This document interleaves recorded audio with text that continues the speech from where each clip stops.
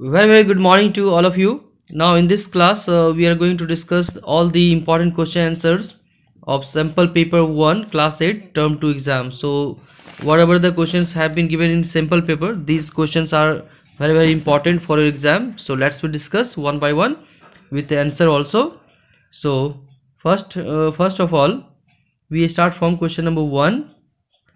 Question number 1 is USA is termed as more developed than India due to. The correct answer will be option number 4, that is A, B and C. Question number 2, with the help of statement given below, identify the type of agriculture after the soil loses its fertility, the land is abandoned and the cultivators move to a new plot. People cultivate their land with simple tools and per hectare yield is low. तो इसे क्या कहा जाता है? Now correct option will be option number C, that is shifting agriculture. Second में देखिए आपको और में पूछा जाएगा यानी अथवा में. तो अथवा में क्वेश्चन दी गई है with the help of statement given below identify the type of agriculture. It is commercial grazing of farm animals over an extensive area. It is mostly adapted in arid और semi arid regions where soil is too poor to support crops. Now correct option will be option number B, that is livestock ranching. In question number 3, you can see here match the column 1 with 2. So match the items given in column 1 with the statements given in column 2 and choose the correct option.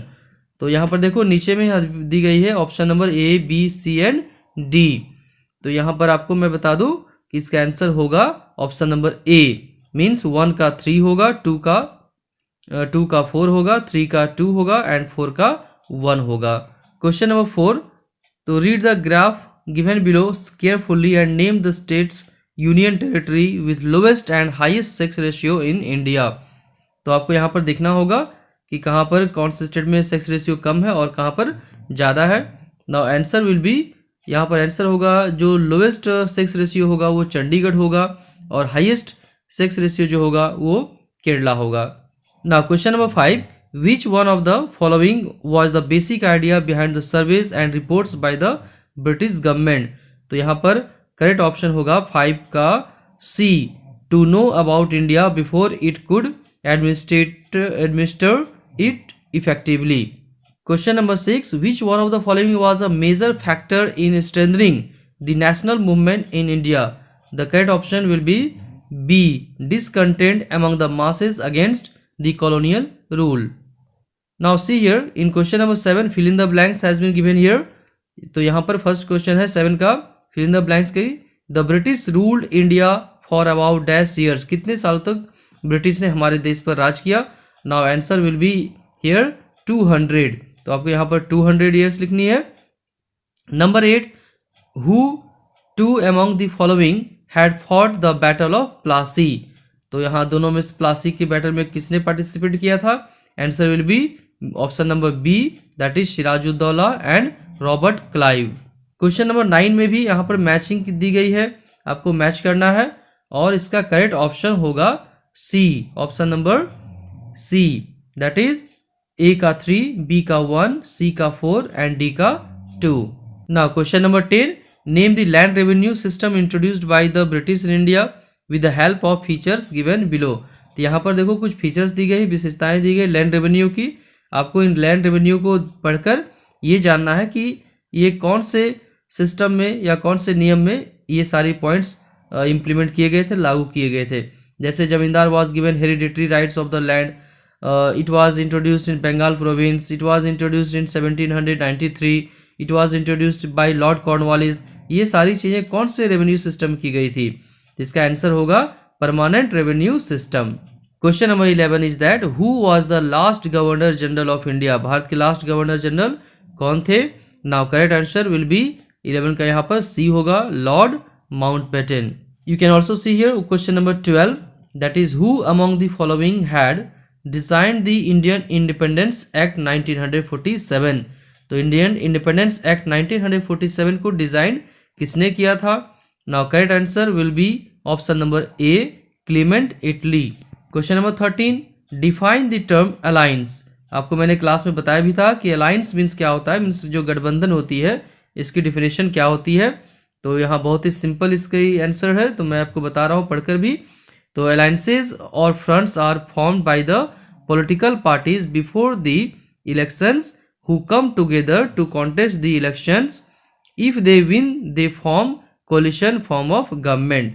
तो यहाँ पर alliances का क्या मतलब होती है कि जब दो या दो से अधिक पार्टियां एक साथ मिल जाती हैं और मिलकर वो चुनाव लड़ती हैं, तो इसे अलायंस कहा जाता है। और जब वो चुनाव जीतने के बाद यदि गवर्नमेंट बना लेती है तो ऐसे गवर्नमेंट को कोलिशन गवर्नमेंट कहा जाता है। ये हम लोगों ने डिस्कस किया था। तो यहाँ पर अलायंस का इतना होगा कि 2 और more than 2 parties join hands together to contest election, that is called alliance. तो यहाँ पर और में भी पूछा जाएगा, अथवा में भी पूछा जाएगा। या तो आपको ये बनाना है डिफाइन द टर्म अलायंस और define the purpose of foreign policy of a country. तो दोनों में से एक आपको कंप्लीट करनी है, लिखनी है। दोनों लिखने की जरूरत नहीं है। तो इसका भी मैं आंसर बता दे रहा हूँ, और अथवा का भी यहाँ पर होगा foreign policy of a country reflects its role and involvement in world affairs. Now question number 14, who among the following was not a member of constituent assembly. इनमें से कौन से थे व्यक्ति जो संविधान सभा के कॉन्स्टिट्यूंट असेंबली के मेंबर नहीं थे। तो you can see the answer, very important question this one. तो 14 का होगा यहाँ पर C, Mahatma Gandhi. Now see the question number 15। In 15, which one of the following fundamental rights includes the provision of right to protection of life and personal liberty to the citizen। तो इसका correct option क्या होगा? Option होगा B, right to freedom. Next one, question number 16। तो in the question given below there are 2 statements marked as assertion and reasons। Read the statements carefully and choose the correct option. अब यहाँ देखो, आपको यहाँ पर पढ़ना होगा A, B, C and D options है। और यहाँ पर जो एजर्शंस में दी गई है, ए में the normal term of Lok Sabha is 5 years, यहाँ पर एक स्टेटमेंट बताई गई है। और सेकंड में इसका कारण बताया गया कि कहाँ तक ये सही है। तो रीजन में है the president of India can dissolve it earlier also but only on the recommendation of the vice president. तो आपको क्या लगता है, ये जो कही गई है सही है या नहीं है, या फिर ये जो स्टेटमेंट ए नंबर में दी गई है ये सही है या गलत है, या इसके बारे में एक्सप्लेन जो रीजन दी गई है कारण में वो सही तरीके से इसको एक्सप्लेन कर रही है या नहीं कर रही है। तो इसके बारे में आपको यहाँ पर सोचना होगा। तो इसका करेक्ट आंसर होगा 16 का सी।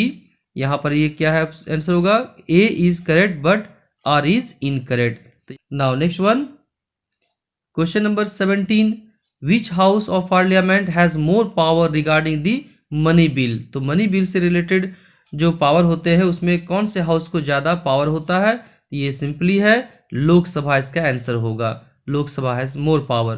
Question number 18, read the following information and rewrite the a suitable term for it. तो यहाँ पर आपको पढ़ना है सेंटेंस और इसके बारे में एक करेक्ट स्टेटमेंट या सुटेबल टर्म जो भी होगा उसके बारे में लिखना है। जैसे यहाँ पर लिखी गई है, the council of ministers works collectively as a team, all the ministers are equally responsible to defend their acts and decision. तो इसके लिए एक सुटेबल वर्ड आपको लिखना है। तो सुटेबल वर्ड होगा इसके लिए होगा कलेक्टिव। तो कलेक्टिव रिस्पॉन्सिबिलिटी में आती है, तो एक वर्ड लिख सकते हो आप कलेक्टिव। क्वेश्चन नंबर 19 में again fill in the blanks has been given here. The criminal cases begin with the lodging of an dash and after investigation the case is filed in the court by the police। कोई भी crime होती है तो सबसे पहले इसकी starting कैसे होती है? FIR, हम लोगों ने डिस्कस किया था। तो FIR लॉज होती है, फर्स्ट इंफॉर्मेशन रिपोर्ट थाने में की जाती है, इसके बाद केस को आगे बढ़ाया जाता है। तो यहाँ पर फिल इन द ब्लैंक्स में क्या होगा?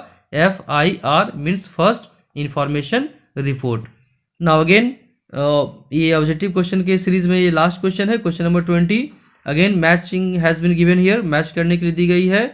तो यहाँ पर मैं बता दूं क्वेश्चन इसका ऑप्शन होगा, करेक्ट ऑप्शन होगा 3।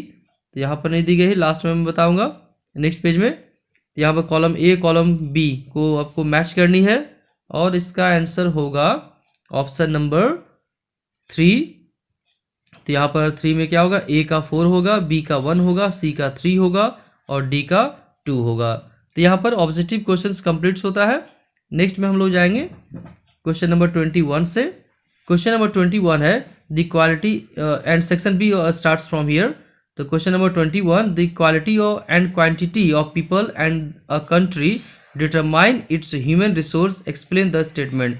तो आपका यहाँ पर हिंदी ऑलरेडी दी गई है, आप यहाँ पर हिंदी में भी पढ़ सकते हो क्वेश्चन नंबर 21, और लास्ट में मैं आपको इसका आंसर भी बताऊंगा। तो अभी आप क्वेश्चन पढ़ लेंगे और लास्ट में मैं इसका आंसर बताऊंगा। क्वेश्चन नंबर 22 में highlight any 3 differences between a national park and wildlife sanctuary. Question number 23 you can see here the impact of our nationalist movement for freedom and international development open the gates of modern industries in India, justify the statement by giving 3 regions.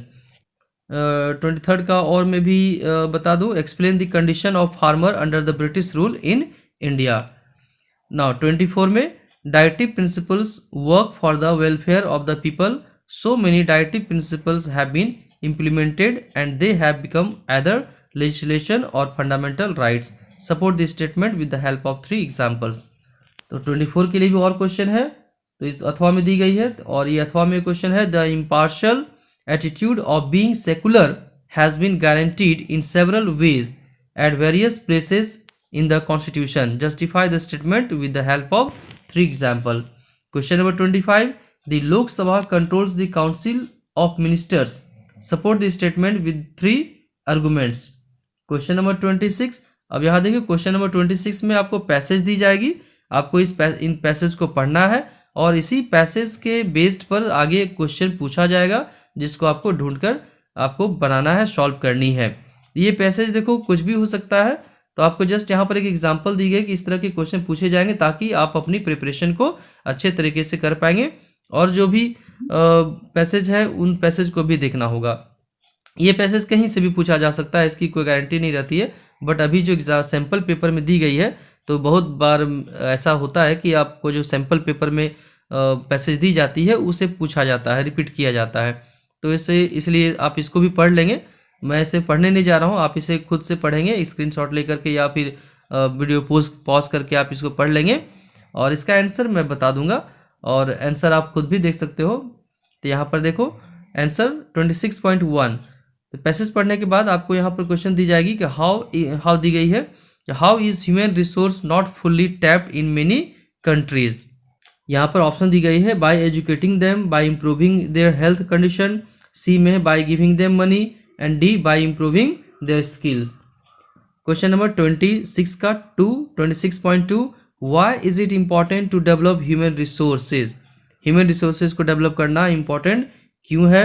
Options has been given here, they are the real wealth of the country, B में है they are endowed with intelligence, thinking and creative skill, C में है they can contribute fully to the development of the society and their country, और D में all of the above.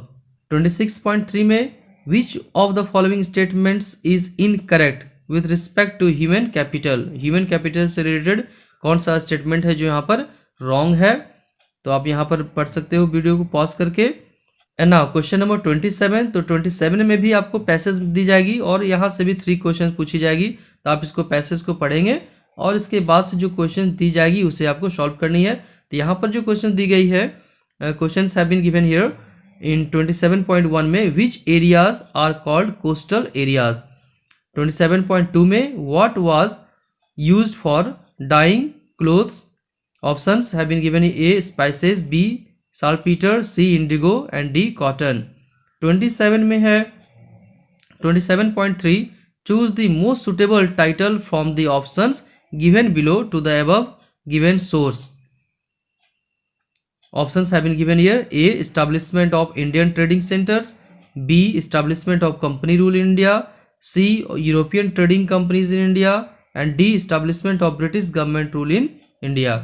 Now question number 28 again has been given here passage, and you have to read the passage and after that solve the question। It is 3 marks। इसके पहले मैंने आपको question का pattern भी last video मैंने बताया था कि किस टाइप के क्वेश्चन पूछे जाएंगे, और उसी बेस पर ये जो सैम्पल पेपर है इसके बारे में मैं आपको बता रहा हूँ यहाँ पर। तो 28 में आपको पढ़नी है और 28 के बाद पैसेज के बाद आपको क्वेश्चन पूछी जाएगी।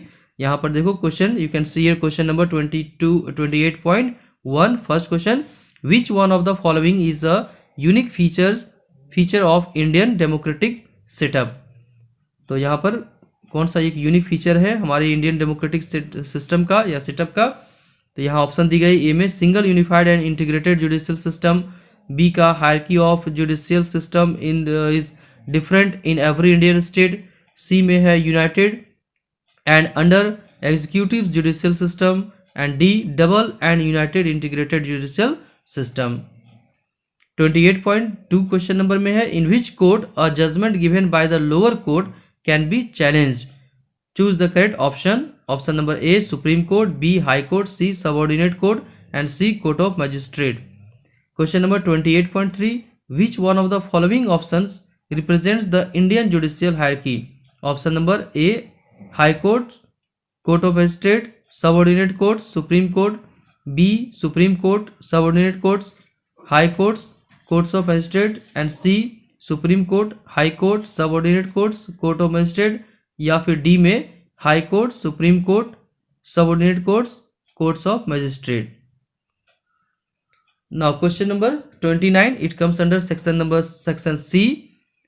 तो यहाँ पर सेक्शन सी में हम लोग अब बात करते हैं। यहाँ पर क्वेश्चन नंबर 29 स्टार्ट होती है सेक्शन सी से। तो define hydrological cycle and explain the distribution of water resources on the earth. तो यहाँ पर आपको लिखनी है आंसर। आंसर मैं लास्ट में बताऊंगा, सबसे क्वेश्चन के बाद में। अब यहाँ पर 29 क्वेश्चन में अथवा में दी गई है, और में दी गई है। तो define land management and explain the need for it. Land management को आपको पढ़ना है, परिभाषित डिफाइन करनी है, और इसके बारे में आपको लिखनी है क्या इसकी नीड है, क्या इसकी ज़रूरत है। क्वेश्चन नंबर 30 में differentiate between rice and wheat on the basis of the following. तो यहाँ पर डिफ्रेंशिएट करनी है, आपको अंतर बताना है राइस और व्हीट में। यहाँ जो ऑप्शन दी गई उसके बेसिस पर, उसके मतलब आधार पर। जैसे कि यहाँ पर ए है सॉइल टाइप है, टेम्परेचर है, सी में रेनफॉल है, डी में एरियाज है, और ई में प्रोड्यूसर्स इन द वर्ल्ड। तो इसके आधार पर आपको डिफ्रेंशिएट करनी है राइस और व्हीट के बीच में। Now question number 31, describe any 5 provisions of the queen's proclamation act of 1858। इसके प्रोविजंस के बारे में बताना है, क्या इसके नियम थे, अधिनियम थे। और दी गई है, अथवा या फिर आप इसे नेक्स्ट में बना सकते हो। नेक्स्ट में क्या क्वेश्चन दी गई है, नेक्स्ट में it has been given here, state any 5 causes that led to the failure of revolt of 1857। यानी 1857 का जो रिवॉल्ट हुआ था उसके फेल्यूर का क्या कारण था, यानी क्यों वो फेल हो गया था, विफलता के क्या कारण थे या सफलता के क्या कारण थे, मीन्स क्यों फेल्यूर हो गया था, इसके बारे में आपको लिखना है। About this one you have to write down. Now question number 32, highlight any 5 activities of revolutionaries to free India from British rule.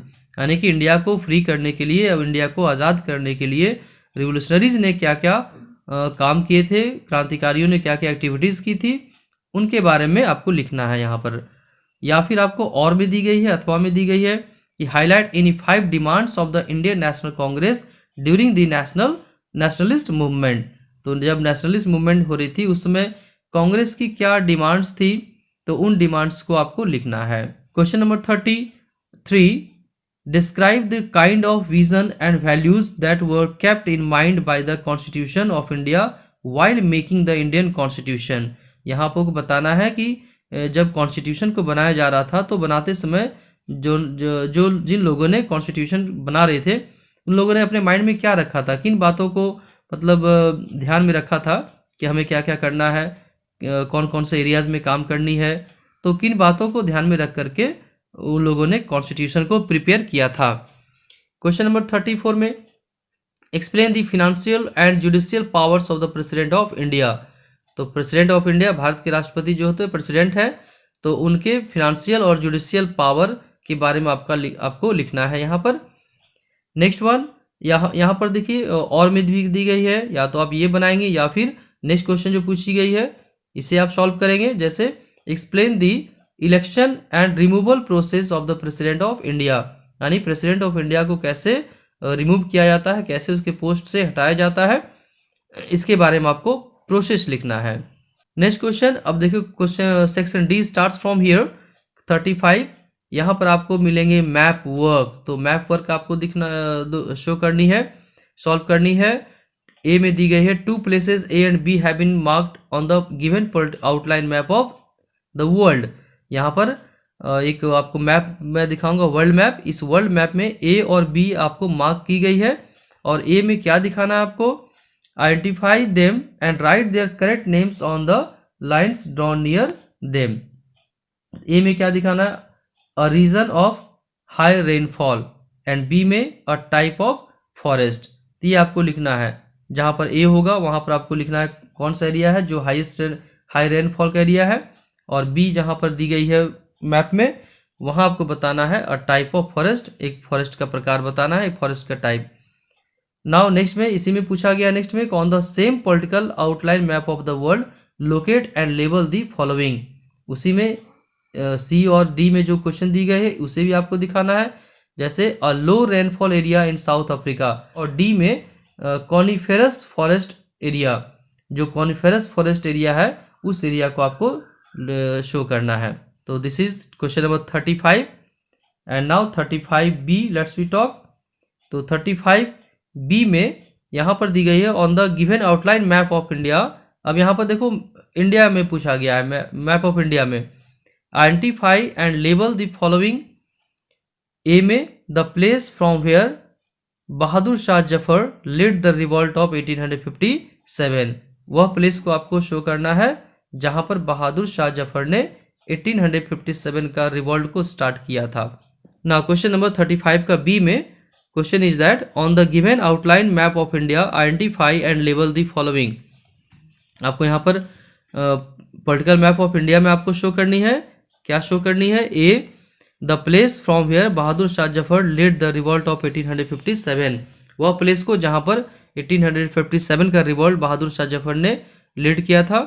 और B the place from where the call for swaraj was made in a Congress session. तो उस place को show करना है जहां पर कांग्रेस ने स्वराज की घोषणा की थी, call for Swaraj. And now you can see the answer of all the questions. So we have completed from question number 1 to 20 completed, and now you can see the answer from question number 21. So you can take the screenshot from here. I'm not going to read here because it will take a lot of time. So you have to take a screenshot and write down in your copy. So answer number 21. This is the answer of or of 20 question number 21 question number का और में जो question थी उसका answer यहाँ पर दी गई है। और this is the answer number question number 22। Answer of question number 22 differentiate between national park wildlife sanctuary. तो यहाँ पर इसके बारे में है 23rd का, this is the answer of 23rd the impact of our national movement for the freedom and international development open the gates of modern industries in India. I think it will take lot of time if I give reading here. So just I am showing you the answer. You can see the answer and take the screenshot or pause the video and write down in your copy and learn. This is also second part of the answer of question number 23. Now इसका और में जो दी गई है अथवा में इसका answer आप यहाँ पर देख सकते हो। Indian farmer were over burden with high taxes, तो यहाँ से आप लिख सकते हो। Now question answer of question number 24. This is right to education has become a fundamental right, और आगे आपको लिखना है यहाँ पर आंसर ऑफ क्वेश्चन नंबर, या फिर यहाँ पर देखिए 24 में और में क्वेश्चन पूछा गया था जिसका आंसर ये आप लिख सकते हो यहाँ पर और का आंसर। नेक्स्ट है क्वेश्चन नंबर 25। तो you can see the answer of question number 25 here. And this is source based question. तो जो सोर्स बेस्ड क्वेश्चन थी क्वेश्चन नंबर 26 में जहाँ पर आपको पैसेज पढ़नी थी, यहाँ का आंसर 26.1 का है, सी ऑप्शन होगा correct option. Bye giving them money 26.2 का जो क्वेश्चन होगा उसका ऑप्शन करेक्ट ऑप्शन होगा D, all of the above. और सी का होगा human beings have potential and in India this resource is fully tapped. Now question number 27.1 का आंसर फर्स्ट आंसर डी होगा, नियर सी सोर्स। 27 का 2 होगा ऑप्शन नंबर सी, Indigo. 27.3 का answer होगा option number C, European trading companies in India.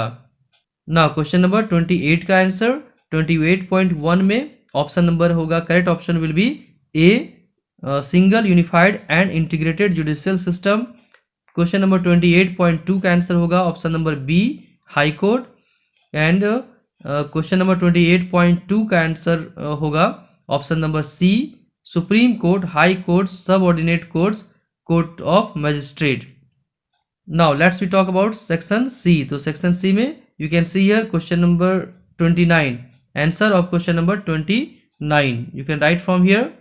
यहाँ पर 4 points total है, first, second, third, and here you can C last point, point number 4। इसमें अथवा में और में क्वेश्चन पूछी गई थी, तो और का आंसर होगा, this is the answer of और। Land management is a holistic approach for achieving a productive and balanced ecosystem. तो ये मैं जस्ट एक दो लाइन इसलिए मैं पढ़ के बता रहा हूँ आपको, ताकि आपको कोई कंफ्यूजन नहीं होगी कि इसका आंसर कहाँ से स्टार्ट हो रही है। तो you can write the answer of this one. Next में question number 30, basis on the basis rice and wheat. यहाँ पर जो क्वेश्चन पूछा गया था राइस और व्हीट के बारे में डिफ्रेंशिएट करनी है, तो इसका आंसर है क्वेश्चन नंबर 30 का। और यहाँ पर मैं 2 पार्ट में आपको दिखाऊंगा, temperature, rainfall areas, and next one producers in the world. तो you can see here and write down in your copy. Next one question number 31, this is the answer of question number 31, first, second, third, 4.7 given here, and then the Indian kings। after that 5th point में full religious freedom, and last point में Indians were also given। तो यहाँ पर देखो आपको any other relevant point कोई भी आप लिख सकते हो। यहाँ पर जैसे 5 मार्क्स का है, तो 5 मार्क्स में ये 5 पॉइंट्स लिख सकते हो, और यदि इससे रिलेटेड कोई और भी पॉइंट्स है, यदि आप if you know then you can also write down easily. Now next one यहाँ पर दी गई है 31 का, और में जो क्वेश्चन पूछा गया था उसका आंसर ये है, the uprising has been planned for months. आपको यहाँ से लिखनी है रिवोल्ट तक, और इसके बाद से फिर नेक्स्ट पॉइंट अब स्टार्ट होती है ये, there was no unity among the rebels, the idea of nationalism has not yet developed. Next point है there was no common ideology among the rebels, यहाँ से आपको स्टार्ट करनी है। और उसके बाद से नेक्स्ट पॉइंट में the rising was not widespread, from here you have to start. Next point, the rebel could not match the sophisticated and, तो this one is you have to start from here one. Next point you have to start, the leadership of the revolt was neither, this line you have to start। so this is the last, and you can see the answer of this question in page number 130 also। now next one question number 32 का answer, the radical minded Indians were upset that, तो इसका जो rest part है वो next जो आपको slide मिलेगी वहां पर मिलेगी, ये 32। you can see the answer of question number 32 here, 2.7 given here। now next one, third point here, fourth point, and fifth point you have to start from a bomb was thrown, and the last point some other revolutionary group। so this is complete। अब यहाँ पर और में भी पूछा गया था question, तो और का answer you can see here, यहाँ पर और का आंसर में you have to start from here, have representative institutions in the whole country for the welfare of the people. यहाँ से आपको स्टार्ट करनी है और का answer, ensure growth. Question number 33 की बात करें, तो क्वेश्चन नंबर 33 का आंसर है vision and values of the Indian constitution. You can see the answer of question number 33, 3.7 given here. Next point, question point number 4, point number 5। तो up to here you have to write down. And now question number 34, तो 34 में financial powers have been given here, and next one judicial powers. Next one, इसमें और में भी question पूछी गई थी, और में you have to start from here कि election process of the president, आपको यहाँ से लिखना है, और removing process of the president पूछा गया था, तो ये दोनों है। तो फर्स्ट पार्ट यहाँ पर आप इलेक्शन प्रोसेस ऑफ प्रेसिडेंट लिखेंगे, और नेक्स्ट पार्ट में you have to start from here removing process of the president. तो this is also completed, this also completed. And next part में आप यहाँ पर जो मैप वर्क में जो क्वेश्चन पूछा गया था, तो मैप वर्क में जो क्वेश्चन था उसका आंसर आप यहाँ पर देख सकते हो। This is the B point. A है साउथ ईस्ट एशिया, बी यहाँ पर दी गई है नॉर्थ अफ्रीका में मेडिटेरियन फॉरेस्ट, और आप सबसे अफ्रीका के सबसे लास्ट में नीचे आएंगे साउथ पार्ट में तो यहाँ पर कालाहारी डेजर्ट है, that is low rainfall area in South Africa, ये सी का ऑप्शन है। और डी का कॉनिफरस फॉरेस्ट में एरो दी गई है दो साइड में लेफ्ट और राइट में, तो यहाँ पर ये दोनों एरिया क्या होगा, कॉनिफरस फॉरेस्ट एरिया होगा। और बी का मेडिटेरियन फॉरेस्ट, और ए आप देखेंगे साउथ ईस्ट एशिया में लिखेंगे, और last one C Kalahari desert low rainfall area in South Africa. ये आपको हो गया ये वर्ल्ड मैप का कंप्लीट। नेक्स्ट वन इंडिया में, यहाँ पर जो दी गई है यहाँ एक ए नंबर में दिल्ली होगा और बी में Kolkata. So in this way question answer of the sample paper 1 and the important questions have been completed here, and next class and next video we will discuss about the sample paper 2। sample paper 2 के बारे में हम लोग discuss करेंगे और उसका detail में question answer हम लोग देखेंगे। तो आप इस तरह से प्रैक्टिस करेंगे और अच्छे से अच्छे हाईएस्ट मार्क्स आप सिक्योर करें, फुल मार्क्स सिक्योर करें। All of you best of luck for your term 2 exam. Have a nice day. जय हिंद, जय भारत।